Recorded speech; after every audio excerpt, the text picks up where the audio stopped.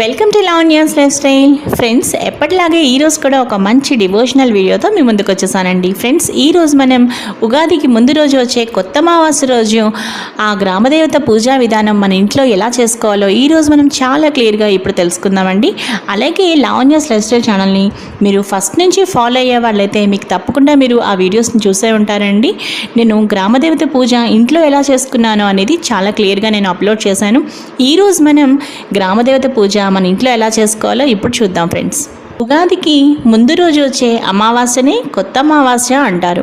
ఈ కొత్త అమావాస్య రోజున గ్రామదేవతను ప్రతి ఊర్లోనూ అక్కడ ఆయా పేర్లతోటి, అనగా మరినమ్మ తల్లి అని, నూకాలమ్మ తల్లి అని, దుర్గాలమ్మ తల్లి అని, పోలేరమ్మ తల్లి అని, ఇలా గ్రామదేవతల పేర్లు అనేకం ఉంటాయి.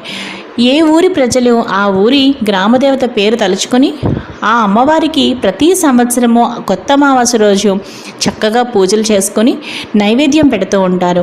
ఇలా నైవేద్యం ఎందుకు పెడతారు అంటే, సంతానం కలగాలని ఎవరైతే కోరుకుంటారో వాళ్లకు తప్పకుండా ఆ గ్రామదేవత అమ్మవారు సంతానాన్ని ప్రసాదిస్తుందని, అలాగే ఆ చక్కని సంతానాన్ని కూడా ఆ అమ్మవారు చల్లగా కరుణించి కాపాడుతుందనే నమ్మకంతో, ఆయు ఆరోగ్యాలతో, అష్ట ఐశ్వర్యాలతో, ఇష్ట సంపదలతో చక్కగా లక్షల 5వతనం కడుపు చలవతో వర్ధిల్లాలని ప్రతి ఒక్కరూ, పెళ్ళైన ప్రతి ఆడవాళ్ళు కూడా చక్కగా మనస్ఫూర్తిగా అమ్మవారిని ఆ రోజు కొత్త అమావాస్య రోజు చక్కగా పూజించి అమ్మవారికి ఈ నైవేద్యాలు తప్పనిసరిగా పెట్టుకుంటారు.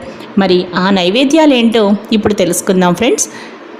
ఫ్రెండ్స్, మనం కొత్త అమావాస్య రోజు గ్రామదేవతకి పెట్టవలసిన నైవేద్యాలు ఏమిటి అంటే, తప్పనిసరిగా పూర్ణం బూరెలు పెట్టాలి, అలాగే గారెలు, తర్వాత పెసరపప్పు, అంటే నానబెట్టిన పెసరపప్పు ఉంటుంది కదా, అంటే పెసరపప్పుని కొంచెం నీళ్ళల్లో నానబెట్టి మనం వడకడతాం కదా, వడపప్పు అంటాం.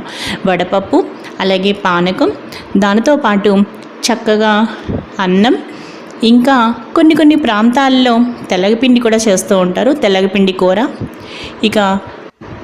ఇక చల్లని ఉపారంగా మనం ఏం చెప్తాము అంటే పెరుగు అండి.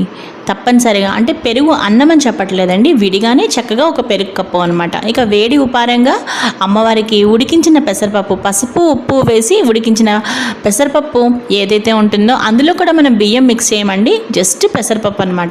పసుపు ఉప్పు వేసి మనం పెసరపప్పును ఉడికిస్తాం కదా, అది వేడి ఉపారంగా, అలాగే చల్లని ఉపారంగా మనం చక్కగా పెరుగు అనమాట. ఇప్పుడు మనం అసలు ఎలా అమ్మవారి పూజ చేసుకోవాలి, నైవేద్యాలు ఎలా మనం అరేంజ్ చేయాలి అనేది కూడా మీకు చెప్తాను. అంటే మన ఇంట్లో చేసుకున్న, అంటే మనం